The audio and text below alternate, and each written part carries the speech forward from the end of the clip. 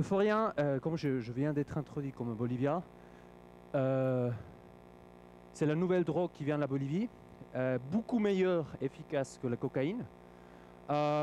Les symptômes, vous allez les voir aussi au niveau des jeunes ici à Dunkerque, Dunkerque bientôt.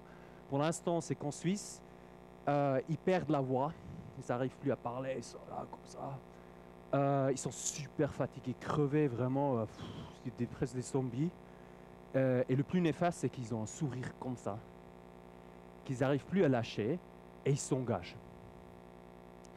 Et pour vous expliquer comment on est arrivé à mettre cette drogue sur le marché, je commence avec tout le début. Ça a aussi commencé avec une drogue qui est un peu moins forte, c'est le whisky.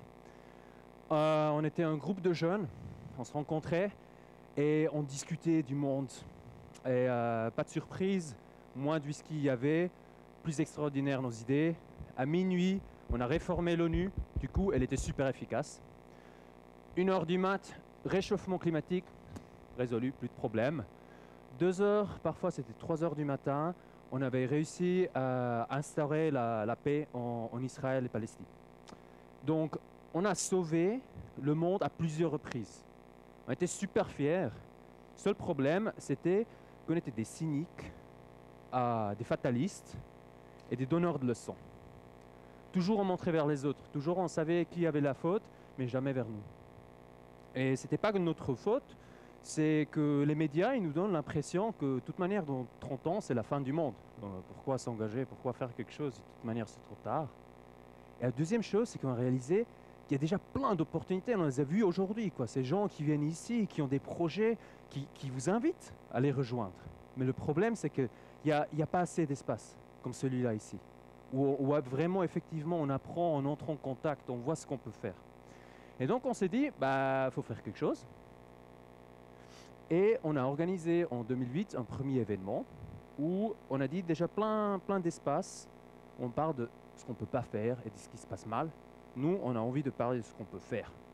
On a créé un cadre, on a invité des jeunes qui s'engagent déjà pour qu'on n'ait plus l'excuse « je suis jeune, je ne peux rien faire », car le jeune est devant toi. Et il te dit « mais moi je l'ai fait et je ne suis pas plus intelligent que toi, je n'ai pas plus d'outils que toi, je l'ai juste fait ». Il y a des assos, il y a des ONG, des experts, etc., qui te donnent un coup de main pour lancer des projets, pour voir qu'est-ce que tu peux faire, etc., etc. Et le plus important, il y a d'autres tarés comme toi, des idéalistes sans espoir, qui veulent reconstruire le monde, et que quand tu as une idée, ils ne te disent pas c'est nul, ça ne sert à rien. Non, ils disent ah ouais, c'est super, je peux rebondir sur ça. Et moi j'ai un contact, il y a un atome qui va vers l'autre, et poum, poum, poum, poum, poum, poum, on a la bombe. Et là naît l'euphorie, ce sentiment que ouais, on peut faire quelque chose. Et le truc hallucinant, j'y crois toujours pas, c'est que ça marche. Depuis 2008, on a organisé plus de 30 formations, plus de 1300 participants. En fait, il y a 2 semaines, on a fait un, donc on a 1500 maintenant. Et 6 mois après l'événement, il y a en moyenne 70% des jeunes qui s'engagent davantage. Et ce n'est pas la magie. Le seul truc, c'est qu'on crée un cadre où pendant 2 à 5 jours, on travaille intensivement avec eux. On ne fait pas que la course. En fait, on ne l'a jamais fait.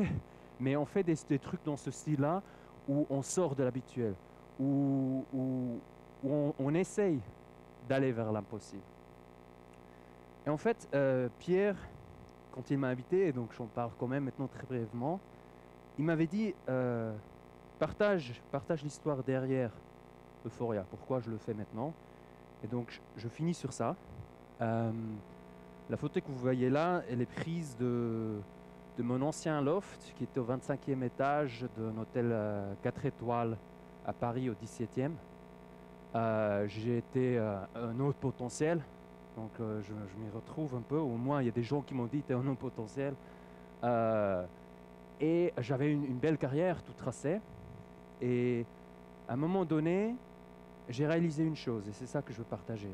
C'est que au niveau de ce boulot que j'avais, de cette super belle vie et tout ça, je pouvais énormément profiter. Je pouvais me former, je pouvais créer un réseau, je pouvais gagner énormément de thunes que je pourrais mettre à côté. Et puis un jour, je pourrais faire ce que je veux vraiment faire.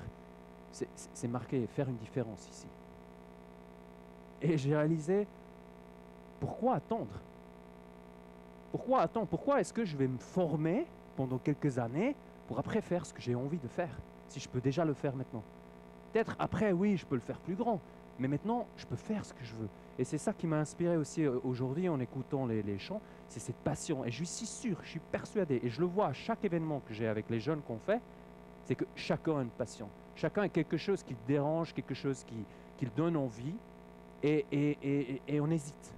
On hésite de passer à l'action. Et je vous invite, car je pense que vous avez vu les exemples ici, et le mien vous le confirme, ça me fait tellement envie de faire ce que je fais. Je suis tellement plus heureux. Je fais des contacts de ouf, c'est à cause de ça que je suis ici. Car j'ai connu Pierre et Stéphie, qui eux, à leur tour, ont un projet incroyable, qui me motive tellement, qui me fait venir ici, vous rencontrer, etc. etc. Il n'y a que des opportunités qui vous attendent. Et à ce niveau-là, la chose que j'ai appris, c'est que si vous avez un rêve, il faut y aller, il faut le faire, car rien n'est impossible. Et pendant que vous le faites, souriez, comme ils ont dit tout au début, car ça fait vraiment plaisir. Merci beaucoup.